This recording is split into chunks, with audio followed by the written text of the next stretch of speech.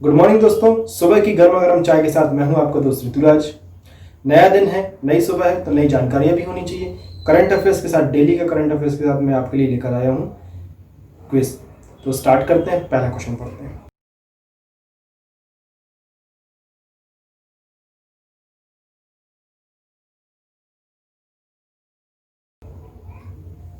क्या बता रहा है क्वेश्चन पहला? केंद्र सरकार ने जीएसटी में बड़ी राहत देते हुए कितने लाख रुपए सालाना तक के टर्नओवर वाले कारोबारियों को या कारोबार को इसके दायरे से, जीएसटी के दायरे से बाहर रखने का फैसला लिया? ऑप्शन आपके पास हैं 40 लाख रुपए, 50 लाख रुपए, 20 लाख रुपए या फिर 30 लाख रुपए। आपको बताना है कि किस ये स्लैब जो बढ़ाया गया है कितना बढ़ाया गया है। चलिए तो आंसर देख लेते हैं इसके क्या होंगे। आंसर है 40 लाख रुपए। अब कुछ डिटेल्स इसके बारे में जानते हैं क्या होता है। वस्तु एवं सेवा कर, जिसको जीएसटी भी बोलते हैं, में बड़ी राहत देते हुए केंद्र सरकार ने 40 लाख रुपए सालाना तक के टर्नओवर वाले कारोबारों को इसके दायरे से बाहर रखने का फैसला लिया। इससे पहले जीएसटी से छूट की लिमिट 20 लाख रुपए सालाना टर्नओवर थी। इसके अलावा 1.5 करोड़ रुपए सालाना टर्नओवर वाली कंपनियां कंपोजिशन स्कीम का फायदा ले सकती थी। कंपोजिशन स्कीम की वजह से उन्हें सिर्फ 1% टैक्स ही देना पड़ जाता था। तो यहाँ पे चेंजेस क्या हुआ? यहाँ पे चेंजेस ये हुआ कि यहाँ पे स्लैब बढ़ा दिया गया, 20 लाख से बढ़ा के इसको कितना कर दिया, 40 लाख रुपए सालाना तक कर दिया गया। चलिए नेक्स्ट क्वेश्चन देखते हैं। ये बहुत अच्छा क्वेश्चन है, ट्रेंड हो रहा था। भारतीय जूडो खिलाड़ी दीपांशु बालियान को नाडा के डोपिंग रोधी अनुशासन पैनल, जिसको हम एंटी डोपिंग एजेंसी भी बोल सकते हैं, ने प्रतिबंधित पदार्थ फ्यूरोसेमाइड के सेवन के कारण कितने महीने के लिए निलंबित किया है? ऑप्शन आपके पास है 12 महीने, 22 महीने, 15 महीने या फिर 10 महीने। चलिए इसका मैं वेट कर रहा हूं, आप कमेंट में आंसर दीजिए, मैं वेट कर रहा हूं इसका क्या होगा आंसर। चलिए देख लेते हैं, आंसर होगा डी, 22 महीने। अब कुछ डिटेल्स इसके बारे में जानते हैं। भारतीय जूडो खिलाड़ी दीपांशु बालियान को राष्ट्रीय डोपिंग रोधी एजेंसी नाडा के डोपिंग रोधी अनुशासन पैनल ने प्रतिबंधित पदार्थ फ्यूरोसेमाइड के सेवन के कारण लगभग 22 महीने के लिए निलंबित किया। फ्यूरोसेमाइड एक क्यूरेटिव दवा है। पिछले साल जूनियर एसोसिएशन जूडो चैंपियनशिप की राष्ट्रीय टीम के चयन के लिए जून में भोपाल में ट्रायल के दौरान बालियान का नमूना लिया गया था। लास्ट ईयर इनका नमूना लिया गया था भोपाल में, जो प्रतिबंधित पदार्थ के लिए पॉजिटिव पाया गया। उन्होंने 90 किलो वर्ग में ट्रायल जीता था। तो यहाँ पे सारी हमने इंफॉर्मेशन देख ली कि दीपांशु बालियान कहाँ से संबंधित हैं। भोपाल में इनका टेस्ट हुआ था। संबंधित कहाँ से हैं यहाँ पे ये चीज़ नहीं लिखी, मैं आपको बता दे रहा हूँ। दीपांशु बालियान जो है वो दिल्ली से संबंध रखते हैं, दिल्ली के रहने वाले हैं। 90 केजी में 90 केजी का ट्रायल इन्होंने जीता था और भोपाल में इन्होंने सैंपल दिया था जहाँ पर इनका डोपिंग टेस्ट जो था वो पॉजिटिव पाया गया। चलिए नेक्स्ट क्वेश्चन देखते हैं क्या बता रहा है। केंद्र सरकार खाद्य सामग्रियों में ट्रांस फैट 5% से घटाकर निम्न में से कितना प्रतिशत करने की तैयारी कर रहा है? ट्रांस फैट से मतलब यहाँ पे क्या बता रहा है, जो भी हम पैक आइटम खाते हैं तो उसमें फैट की मात्रा होती है, ट्रांस फैट कहलाता है। मतलब एक केमिकल से बनाया हुआ फैट होता है, ट्रांस फैट होता है। इसकी बात कर रहा है यहाँ पर कि इसका परसेंटेज कितना कम किया गया है। ऑप्शन है हमारे पास 3%, 1%, 2% या फिर 4%। चलिए इसका आंसर मुझे आप कमेंट में दीजिए, मैं वेट कर रहा हूं इसका। चलिए इसका आंसर क्या होगा हमारा 2%। भारतीय खाद्य सुरक्षा एवं मानक प्राधिकार FFICIE वर्ष 2022 तक खाद्य सामग्रियों में ट्रांस फैट की मात्रा को कम करके 2% तक लाने के लिए जल्द ही एक विनियमन लेकर आएगी, एक कानून लेकर आने वाली है। मौजूदा समय में FSSAI की वसा और तेलों में ट्रांस फैट सामग्री रहने के लिए जो सीमा है वो है 5%। इसके बाद वर्ष 2021 तक ट्रांस फैट वसा की सीमा जो है 3% करने की तथा 2022 तक 2% करने की अधिसूचना अभी प्रक्रिया के अधीन है। ये अंडर प्रोसेस चल रही है प्रक्रिया। चलिए नेक्स्ट क्वेश्चन देखते हैं क्या बता रहा है। निम्न में से किस देश में खुदाई के दौरान 300 मीटर नीचे 3800 साल पुरानी किराट देवी की मूर्ति मिली थी? ऑप्शन आपके पास है बांग्लादेश, चीन, रूस या फिर नेपाल। चलिए इसका आंसर मुझे आप कमेंट में दीजिए, मैं वेट कर रहा हूं इसके लिए। चलिए देख लेते हैं इसका आंसर क्या होगा, नेपाल। मैंने यहाँ पे पिक्चर्स आपको दी हुई हैं जिसमें आप देख सकते हैं किरीट देवी की ये जो मूर्ति थी, ये मूर्तियां जो हैं लगभग 3800 साल पुरानी बताई जा रही हैं। पुरातत्वविदों ने इनकी जो जांच की थी, कार्बन 14 टेस्ट जो किया था, उससे हमको क्या मिला है, इनकी जो एज थी कितनी, 3800। नेपाल के धुली लेक में करीब 3800 साल पुरानी किराट देवी की मूर्तियों को मिलने से पुरातत्विश एवं विरासत को सहेजने वाले लोग जो हैं वो उत्साहित हैं नेपाल के अंदर। इन मूर्तियों को जमीन के करीब लगभग 300 मीटर नीचे पाया गया था और बताया जा रहा है कि मूर्ति नेपाल के सबसे पुरानी मूर्तियों में से एक है। इसलिए यहाँ पर उनको एक उत्साह वाली बात हो गई कि हमारे यहाँ पे लगभग इतनी साल पुरानी मूर्ति मिली थी। ये जो पुरातत्वविद जो हैं उनके लिए एक मतलब गर्व वाली बात हो गई यहाँ पे नेपाल की। आगे बढ़ेंगे, केंद्र की सरकार से निर्यात वस्तु पर आधारित रैंकिंग में किस राज्य को पहला स्थान प्राप्त हुआ? ऑप्शन है आपके पास गुजरात, बिहार, झारखंड या फिर राजस्थान। यहां पे बताना है निर्यात की सुविधाओं पर रैंकिंग जो मिली थी, किस स्टेट को पहला प्राइज मिला, पहला जो पोजीशन मिली थी किसको मिली है। चलिए आंसर, इसका आंसर होने वाला है गुजरात। अब कुछ डिटेल्स जानते हैं इसके बारे में क्या होती है। नीति आयोग की जारी रिपोर्ट के मुताबिक आयोग के निर्यात तत्परता सूचकांक 2020 में गुजरात शीर्ष पर है, जबकि महाराष्ट्र का दूसरा और तमिलनाडु का तीसरा स्थान है। रिपोर्ट के मुताबिक शीर्ष 10 स्थानों में 8 तटीय राज्यों में 6 जगह बनाने में कामयाब रहे। इस सूचकांक से पता चलता है कि राज्य में निर्यात को बढ़ावा देने के लिए कितनी सुविधाएं उपलब्ध हैं। भूमि से घिरे राज्यों में राजस्थान का प्रदर्शन सबसे अच्छा रहा है, जिसके बाद तेलंगाना और हरियाणा का स्थान भी है। चलिए नेक्स्ट क्वेश्चन देखेंगे। वित्त मंत्रालय द्वारा राज्यसभा में प्रस्तुत किए गए आंकड़ों के मुताबिक प्रधानमंत्री मुद्रा योजना PMMY के तहत महिलाओं को ऋण देने की सूची में शीर्ष स्थान पर कौन सा राज्य है?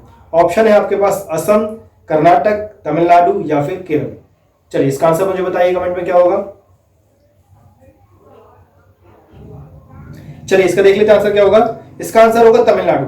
अब बात कर लेते हैं, थोड़ा सा डिटेल जानते हैं इसके बारे में क्या होता है। तमिलनाडु प्रधानमंत्री मुद्रा योजना के तहत महिलाओं को ऋण देने में सबसे ऊपर रहा है। इसके बाद पश्चिम बंगाल, कर्नाटक का स्थान आता है।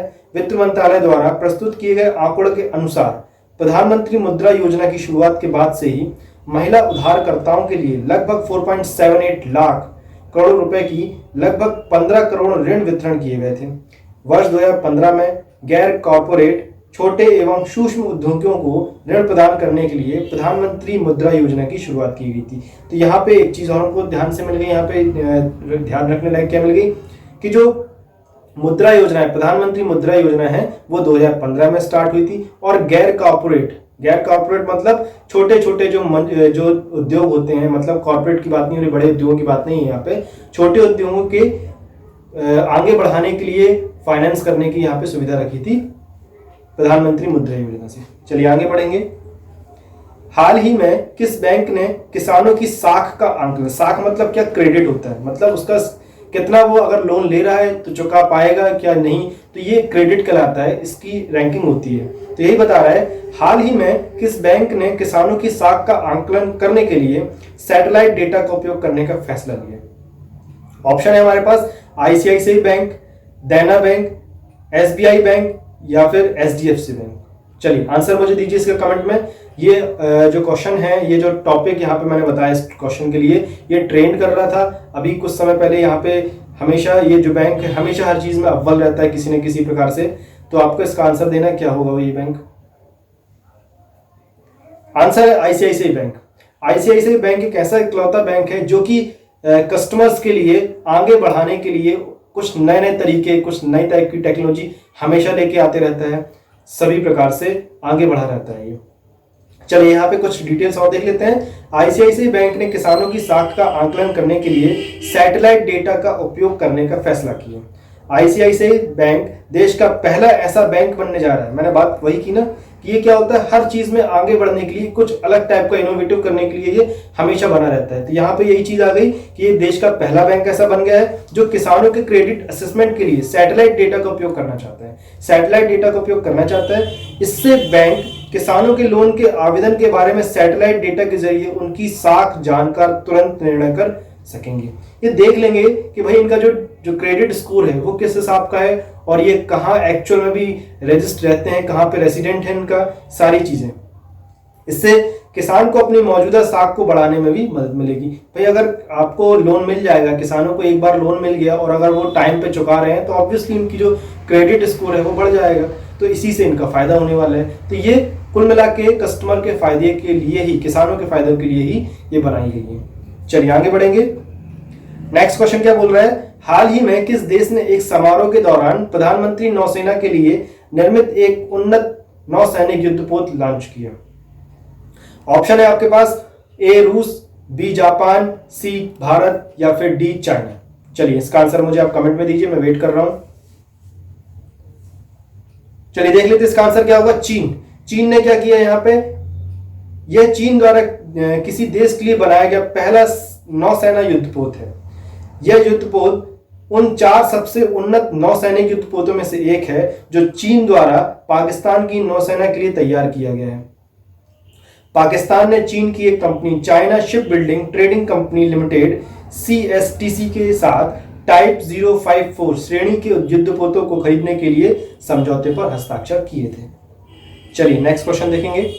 निम्न में से कौन सा देश लगभग 10 लाख रोहिंग्या को भाषण 4 द्वीप पर स्थानांतरित करने की योजना बना रहा है? क्या बोल रहा है यहाँ पे, 10 लाख लगभग रोहिंग्या को जो शरणार्थी हैं उनकी बात कर रहा है, भाषण 4 द्वीप पर स्थानांतरित करने की योजना बना रहा है। एक द्वीप का नाम है, यहाँ पे इनको स्थानांतरित करने की योजना बना रहा है कि भाई इनके बारे में आप डिसाइड नहीं कर पा रहे हो कि ये कहाँ की इनकी नागरिकता है, तो भाई एक जगह पे इनको पहुंचा देते हैं। तो ये कौन सोच रहा है? ऑप्शन है आपके पास, चीन, रूस, बांग्लादेश या फिर भारत। चलिए इसका आंसर होगा बांग्लादेश। बांग्लादेश सरकार रोहिंग्या को भाषण 4 द्वीप में नवनिर्मित सुविधा के लिए स्थानांतरित करने की योजना बना रही है। यह म्यांमार के शरणार्थी समुदाय के रहने का एक बेहतर स्थान प्रदान करने के लिए किया जा रहा है। भाषण 4 द्वीप बंगाल की खाड़ी में स्थित है। यहाँ पे एक और इन्फॉर्मेशन आपको मिल गई यहाँ पे कि ये जो जिस द्वीप की बात कर रहा है, जहाँ पे इनको ये मतलब स्थानांतरित करने वाले हैं, ट्रांसफर करने वाले हैं, इनको अपनी रेसिडेंट चेंज कराने वाले हैं, तो ये कहाँ पर है, हमारा बंगाल की खाड़ी में स्थित है। यह बांग्लादेश तट से लगभग 37 मील की दूरी पर स्थित है। क्लियर होगी बातें? चलिए आगे बढ़ेंगे नेक्स्ट क्वेश्चन की तरफ। निम्न में से किस देश के साथ भारत ने राष्ट्रीय समन्वय समिति की पहली बैठक की सह अध्यक्षता की है? ऑप्शन है आपके पास, रूस, नेपाल, ईरान या फिर उज्बेकिस्तान। चलिए इसका आंसर मुझे कमेंट में चाहिए। ये क्वेश्चन हमारा आखिरी क्वेश्चन है आज का। डेली हमारी क्लास में ऐसा ही होने वाला है, हम कुछ trending 10 questions current affairs, daily के करंट अफेयर्स हम स्टडी करेंगे, उसके बारे में जानेंगे, इंफॉर्मेशन गैदरिंग करेंगे और आगे हम अपने एग्जाम के लिए, या फिर हम एग्जाम नहीं भी दे रहे हैं तो हमको अवेयर रहना बहुत जरूरी है। चलिए तो इसका आंसर क्या होगा? इसका आंसर होगा उज्बेकिस्तान। भारत ने उज्बेकिस्तान के साथ राष्ट्रीय समन्वय समिति की पहली बैठक की सह अध्यक्षता की। यह बैठक भारत और उज्बेकिस्तान के बीच पारस्परिक रूप से सहमत परियोजनाओं के कार्यान्वयन की निगरानी के लिए आयोजित की गई थी। यह सह अध्यक्षों ने विभिन्न परियोजना में हुई प्रगति पर संतोष व्यक्त किया, उनको यहाँ पे सेटिस्फैक्टरी लगाई और उम्मीद जताई कि परियोजना की शीघ्र पूरा होने से द्विपक्षीय व्यापार, दोनों तरफ के जो व्यापार हैं उनको फायदा मिलने वाला है और उनके निवेश में मजबूती मिलने वाली है।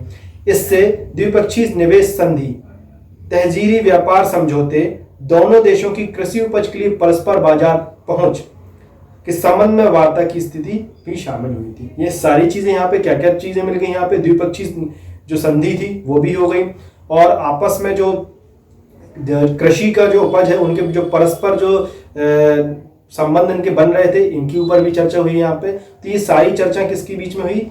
यहाँ पे जो समिट हुई थी हमारी, उसके जो अध्यक्ष थे, सह अध्यक्ष कौन थे? उज्बेकिस्तान थे। क्लियर होगी बातें? तो ये था हमारा क्या आज का करंट अफेयर्स।